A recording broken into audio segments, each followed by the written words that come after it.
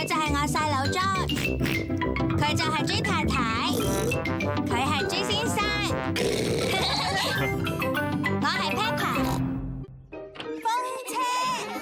今日 Peppa 同朋友仔都返咗幼兒園，遊戲時間開始啦！大家玩得開心啲啊！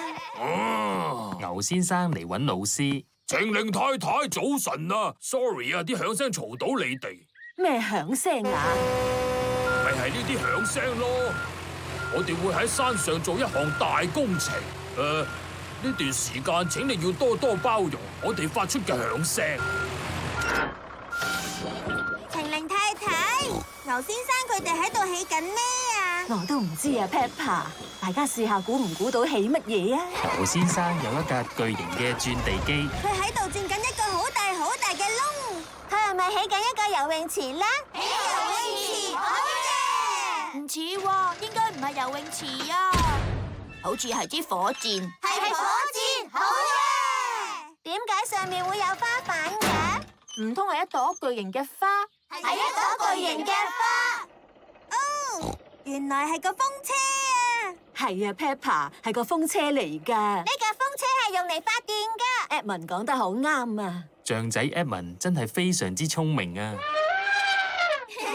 啲風吹喐風車葉嗰陣，就會令到風車發電嘅啦。點做到啊？咁嘅，風吹喐頂部嘅楓葉，令楓葉轉動而產生電流，再由底部輸出。哦，情令太太啊，電係咪好有用嘅咧？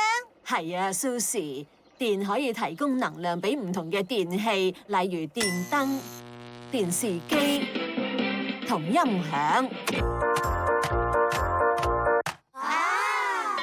大家返課室啦！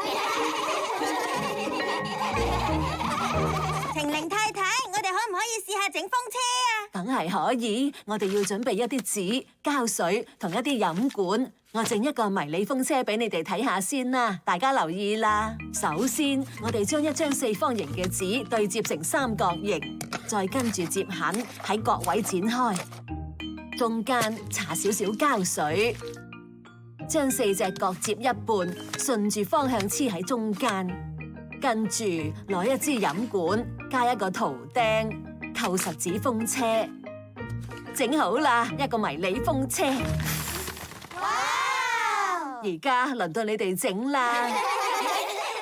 我要整一個綠色嘅紙風車啊！我要整一個紅色嘅。我要整一個超巨型嘅。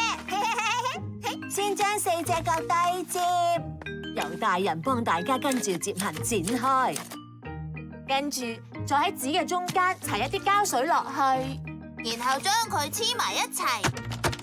只要黐四個角就得㗎啦 ，Freddy。最後用圖釘扣實飲管同楓葉。呢部分都係等老師嚟做啦。得咗，